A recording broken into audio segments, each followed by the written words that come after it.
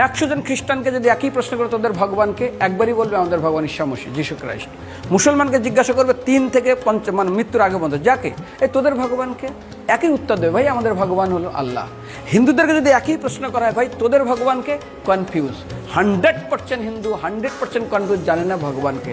দ্বিতীয়ত, যদি তুই মুসলমানকে জিজ্ঞাসা হয় তোরা মসজিদে কেন যাচ্ছিস, ওদের শেখানো হয় মসজিদে যেতে হবে নামাজ আদায় করার জন্য। সপ্তাহে ওরা 100% একদিন মসজিদে যাবেই। তুমি যদি খ্রিস্টানদের জিজ্ঞাসা করো তোমরা কেন কোথায় যাবে, কোথায় যাও না, আমাদেরকে একদিন তারা চার্চে যাবে। কেন? ঈশ্বরে প্রার্থনা করার জন্য, ওদের শেখানো হয় জন্মের থেকে, এটা সংস্কার। আর হিন্দুদের যদি জিজ্ঞাসা করে তোমরা মন্দিরে কেন যাচ্ছ, হ্যাঁ আমার ছেলের বিয়ে হচ্ছে না, আমার মেয়ের বাচ্চা হচ্ছে না, আমার বাবা হসপিটালে আছে, কালকের আমার মামলার ডেট আছে, আমার ব্যবসা খুব খারাপ, আমার শরীর খুব খারাপ। 99.99 হিন্দু জানে না মন্দিরে কেন আসা উচিত, তাদের ভগবানকে। মৃত্যুর পরে কোথায় যাবে, মুসলমানকে জিজ্ঞাসা করবে মৃত্যুর পর কোথায় যাবে, বলবে ভাই নামাজ রোজা যদি না করি দোজকে যাব, অর্থাৎ নরকে যাব। যদি হিন্দুদেরকে জিজ্ঞাসা, ওদেরকে বলবে আর যদি করো নামাজ রোজা করি তাহলে বেহেশতে স্বর্গে যাব।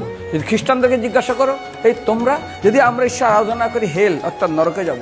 যদি বলা হয় যদি করো ঈশ্বর আরাধনা তাহলে তোমরা হেভেন স্বর্গে যাব। আর হিন্দুদেরকে বলে যে তোমরা মরার পরেই 99% হিন্দু এটাই বলে, মিথ্যাই বলে, আমার বাবার সাজ্ঞানে স্বর্গে গিয়ে বসে। তোর বাবা কি জমি কেনা আছে নাকি স্বর্গে? তোর বাবা জমি কেনা আছে যে তোর বাবা মরার পরে স্বর্গে গেছে, হোয়াটসঅ্যাপ করে দেখি এই যে অ্যাটাচ বাথরুম টয়লেট আমি একদম ভালোভাবে পৌঁছে গেছে, তোর বাবা স্বর্গে গেছে জানিস তুই?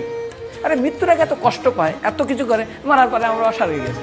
আরে যখন পুলিশে কোনো কয়েদি কোনো অপরাধীকে ধরে 2-4টা ডান্ডা মারে, তারপর থানায় গিয়ে আরও ট্রিটমেন্ট করে, তারপরে কোর্টে বিচারে, তারপর জেল কাটে, মৃত্যুর আগে এত কষ্ট করে আমরা মারা যাই, মারার পরে আমরা স্বর্গে গিয়ে বসে আছে, ওর বাবার জন্য জমি কেনা আছে না, এরকম বলা যাবে না। এই জন্য আমাদের শাস্ত্র বলে পরলোকগত, স্বর্গীয় বলে না। এখন প্রশ্ন হলো, আমাদের কমসে কম নেই মামার থেকে কানা মামা ভালো। অন্য দিনে ওয়ার্কিং ডে থাকে, তারা সময় পায় না, সেই জন্য বিশেষ করে যেদিন তারা সময় পায় কিছুটা তো কৃতজ্ঞতা জানানো উচিত ভগবানকে।